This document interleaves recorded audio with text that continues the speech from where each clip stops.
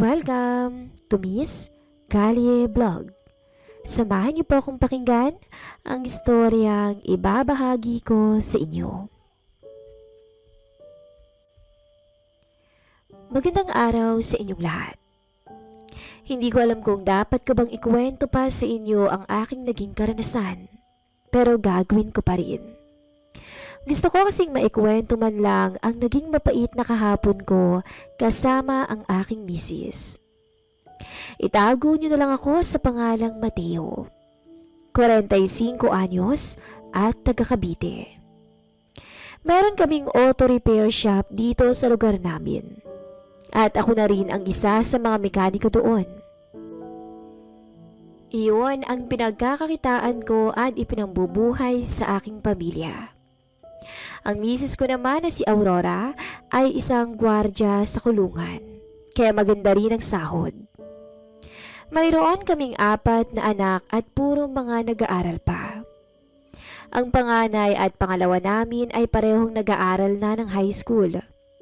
Ang pangatlo naman ay nasa elementarya. At ang bunso ko naman na anak ay 5 taon pa lamang. Ilang taon din kaming nagtiyaga sa hirap ng pamilya ko, hanggang sa unti-unting gumaan na rin ang aming buhay, lalo na noong 2 na kami ng asawa ko na nagtatrabaho. Noong una, hindi ko talaga gusto na magtrabaho ang asawa ko.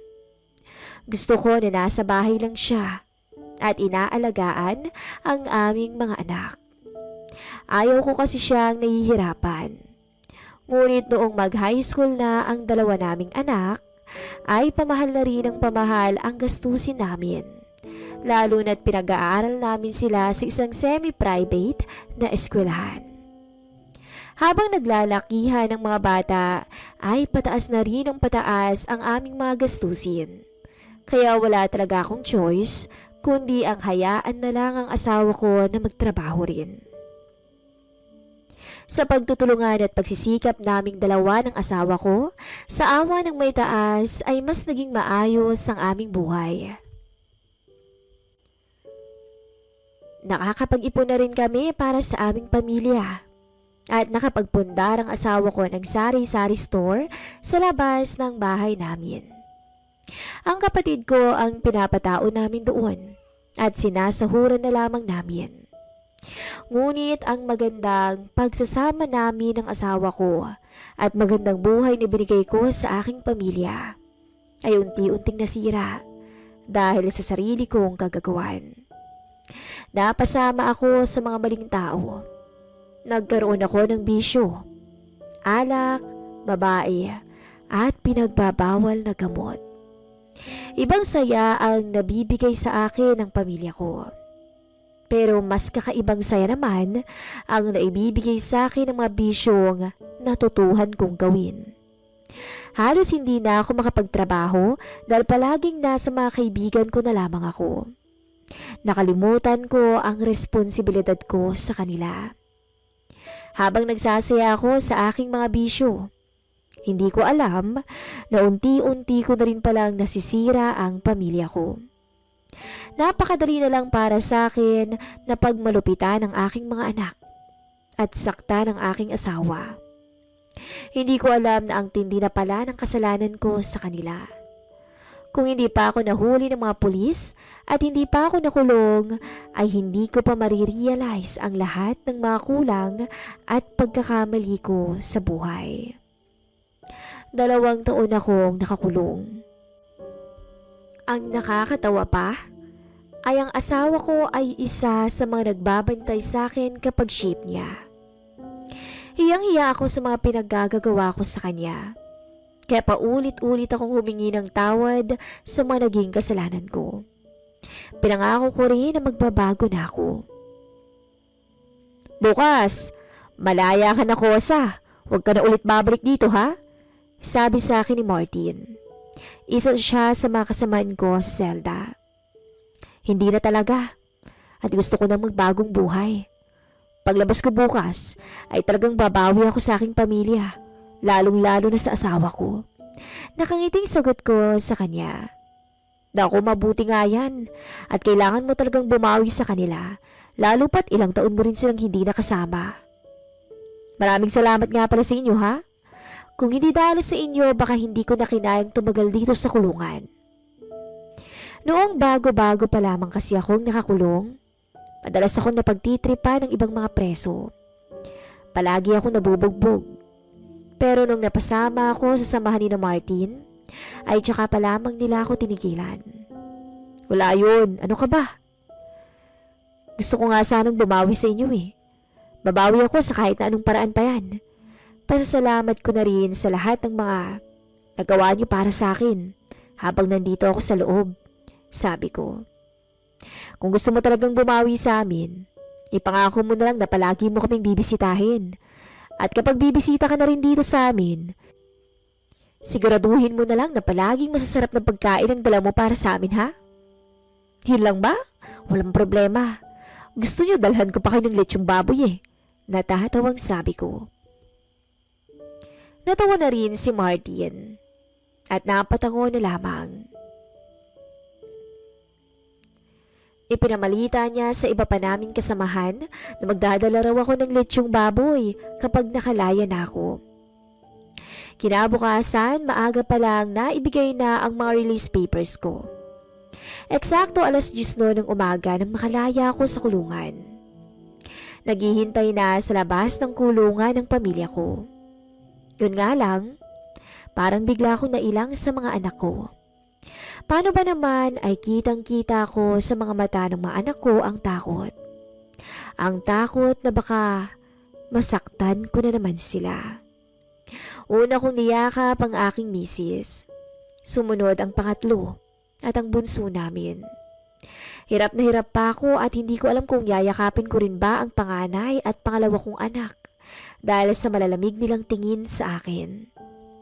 Salamat na lamang sa asawa ko na sinabihan ng dalawa na yakapin ako. Miss na miss ko silang lahat.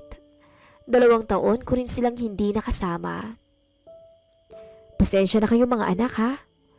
Marami akong kasalanan sa inyo, pero pangako, babawi ako sa inyong lahat ha. Sabi ko sa kanila. Opo pa. Sabay-sabay na sagot nilang 4.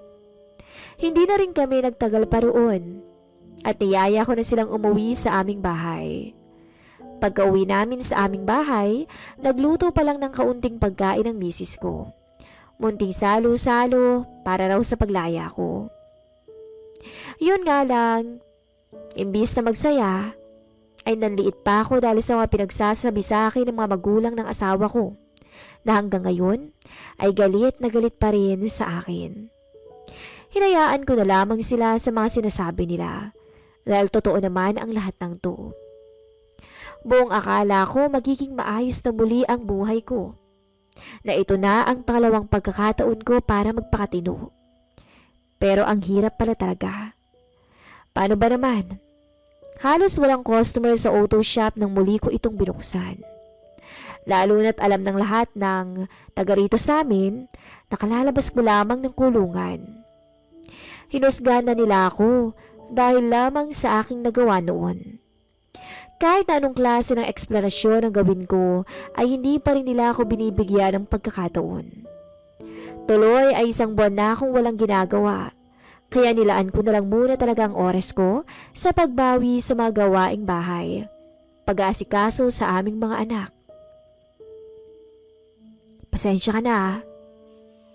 Ako dapat ang nagtatrabaho para sa ating pamilya. Pero, heto ako. Ako pa talagang walang trabaho, sabi ko sa misis ko. Isang umaga noon, habang nag-aalmusal kaming dalawa. Ano ka ba? Walang problema. At ikaw naman ngayon ang gumagawa ng mga gawaing bahay natin. Ikaw naman ang umako ng mga gawain na dapat ay ako ang gumagawa. Isipin mo na lang na ganito talaga tayo. Magtutulungan para sa ating pamilya. Tumango na lamang ako bagamat hindi kumbinsido sa kanyang sinabi. Kapag may pasok ang misis ko at ang 3 kong anak, ay maghapon akong naiiwan sa aming bahay. Samantalang ang bunsong anak ko naman ay madalas na nasa magulang ng asawa ko. Ang aming kapitbahay na house husband, panunuya sa akin ni Raquel. Kapitbahay namin siya. Madalas na dito sa harapan ng tindahan namin siya tumatambay kasama ang iba pa naming kapitbahay. Mahilig silang magchismisan. Tapos ang iba naman sa kanila ay nagiinuman. O di kaya naman ay naglalaro ng baraha. Sa araw-araw na narito sila sa harapan namin ay nasanay na rin ako sa kanilang ingay. Hinahayaan ko lang din naman sila dahil marami naman sila akong bumili sa aming tindahan. Malaking bagay na para sa akin. Butit hinahayaan mo lang ang misis mo na magtrabaho, Mateo. I mean, marami kayong mga asawang babae na mas gustong sa bahay lang sila kaysa magtrabaho. Ibang-iba nga lang ang kaso ninyong mag-asawa. Sabi ni Raquel. Tumango ako at maliit nang umiti sa kanya. Alam niyo namang lahat na nakulong ako, di ba? At kakalayo ko lang nitong nakaraang buwan. Mahirap para sa akin na makahanap ng pagkakakitaan dahil halos ilag silang lahat sa akin. Kaya ba ikaw nang gumagawa ng lahat ng gawaing bahay? Maging ang paglalako na rin dito sa inyong tindahan? Kuryosong tanong niya. Tumango ako. Ganun na nga. Hoy, Mateo! Lumabas ka nga muna dyan at sumali ka rito sa aming inuman. Ang tagal-tagal na namin dito sa inyo nagiinuman pero hindi mo man lang kami sinasamahan na uminom. Sabi naman ni Anthony. Bumuntong hininga ako at tatanggi na sana kung hindi lamang ako hinila ni Raquel palabas sa aming tindahan. Tuloy, sunod-sunod na ang shot ng alak na binigay nila sa akin. Habang tumatagal ang aming inuman, ay ang rami na naming napagkwentuhan. Nalaman ko rin na ito palang si Raquel ay matagal lang may gusto sa akin. Hindi na rin nakapagtataka ang paulit-ulit ang paglapit sa akin. Pagyakap ng kanyang mga kamay sa aking braso. Yun nga ang labis na pinagtatakan ko. Hindi ko alam kung ano ang nagustuhan niya sa akin. Hindi naman ako kagapuhan. May itsura kasi talaga si Raquel. Wala pang asawa. 25 anyos pa lamang at nagtatrabaho bilang dancer sa isang club dito malapit sa amin. Makinis, maputi at maganda ang pangangatawan ni Raquel. Kaya kahit ako ay napapasulya rin sa kanya minsan pag siyang bumibili sa sari-sari store namin. Minsan pa nga kahit nahihiya akong aminin, ay napag-iisipan ko rin siya ng mga kalokohan habang nasa banyo ako. Tumagal ang inuman hanggang sa namalayan ko na lamang ang paghaplos ni Raquel sa aking hita pataas sa ilalim ng aking short. Bigla akong napalingon sa kanya at isang nakakaakit ng ngiti ang isinalubong niya sa akin. Sa puntong yun, hindi na ako nakapag-isip pa ng maayos, kaya hinila ko na si Raquel patungo sa aming bahay. Unti-unti na rin kasing nagsiuwian na ang mga nagiinuman sa tapat ng tindahan. Alauna pa lang naman ang hapon noon, kaya ako pa lang ang tao sa aming bahay. Matindi ang excitement ko sa dalaga ng oras na yon. Paano ba naman ay ang tagal na rin simula nung huling beses na nakasalo ko sa kama ang misis ko. Dahil na rin sa pagod na siya at puyat kapag uuwi ng bahay. Mahusay sa kama si Raquel. Halos siya nang nagdidikta sa aming pagpapakasasa. Hindi ko alam kung dahil ba sa isang bar siya nagtatrabaho kaya ganoon o sadyang mahusay lang talaga siya. Sa oras na yon ay tila nakalimot akong muli sa aking pangakong pagbabago. Halos 2 oras ko rin pinagsawaan ng dalaga. Na pati siya'y halos mabaliw rin sa aking panggigigil. Nang lumipat kami sa kama, ay parang masisira ako to sa labis na pag-uga.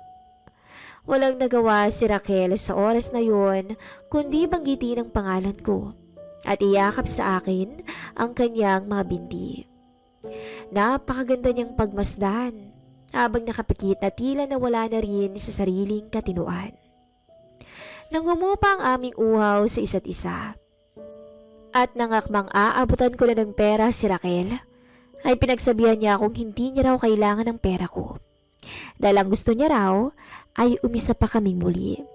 Bagay na hindi ko naman natanggihan ng oras na yon. Sa puntong yon, bumabalik na naman yung pagkahumaling ko sa ibang babae. At sa oras na yun, hinayaan ko lang si Raquel sa kung ano ang nais niya nang muli siyang sumampa at yumakap sa aking harapan. Simula noon, inilihim naming dalawa ang aming relasyon. Maging ang mga kasama niyang palaging nagiinom ay hindi rin alam na may relasyon na kami. At simula noon, madalas na sa bahay kami nagkakasala ng dalaga. Palibas ay palaging walang tao roon, kaya malayang malaya kami. Minsan naman ay patago kaming lumalabas at gumagala na palaging nauuwi sa pag-check-in namin sa mga maliliit na hotel. Tumagal ang lihim na relasyon namin ni Raquel sa loob ng 3 buwan. Laking pasasalamat ko na lang talaga na walang nakakapansin sa amin, kaya wala pang nakakaalam na mayroon nang namagitan sa aming dalawa. Hindi pa talaga pwedeng sabihin na natin sa asawa mo na may relasyon naman talaga tayong dalawa. Kita mo naman yung pregnancy test ko. 2 linya. Ibig sabihin buntis ako. Magkaka-baby na tayo. Pamimilit sa akin ni Raquel. Sa oras na yun ay para akong nanlumo. Ang biglang pagbagsak sa akin ng panibagong responsibilidad ay nakakatakot. Pero hindi ko naman pwedeng atrasan. Dahil anak ko rin ang dinadala ni Raquel. Yun nga lang, hindi ko alam kung paano ko sasabihin sa misis ko na nakabuntis ako ng ibang babae. Hindi pwede, Raquel. Iiwanan ako ng asawa ko at hindi ko na makikita ang mga anak namin. Ayokong masirang pamilya ko. Huwag kang mag-alala. Dahil hindi ko naman tatakbuhan ang responsibilidad ko sa inyo ng magiging baby natin. Magtatrabaho na ako ulit at bibigyan kita ng sustento. Pasensya ka na kung ganitong klase ng buhay pa lamang ang bibibigay ko sa inyo ng magiging anak natin. Pero pangako, babawi ako sa inyo. Kaya sana maintindihan mo ko. Ngumiwi si Raquel. Pero alam ko naman na naiintindihan niya ako. Maigpit akong niyakap ni Raquel at niyakap ko rin siya pabalik.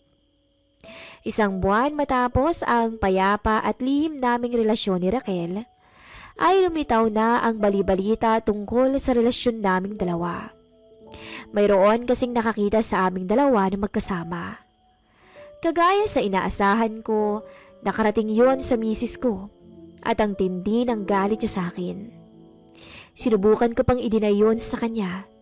Ngunit kalaunan ay wala na rin talaga akong magawa kung hindi aminin sa kanya ang totoo. Ang tindi ng away namin ni Aurora.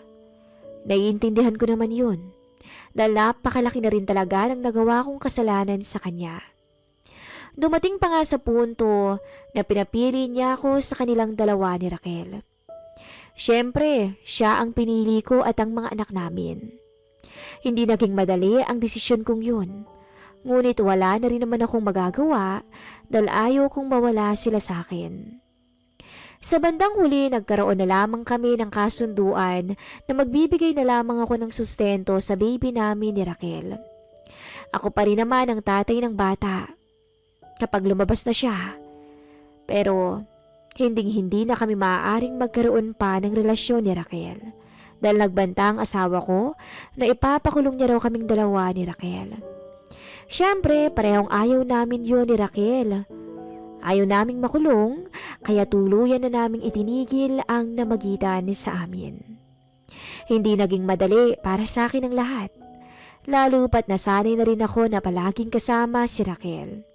Pero kalaunan, unti-unti ko na rin natanggap ang lahat. Ngayon, ay 3 taon na ang anak namin ni Raquel. Tuwing Sabado at Linggo ay nakakasama ko ang anak naming dalawa sa aming bahay.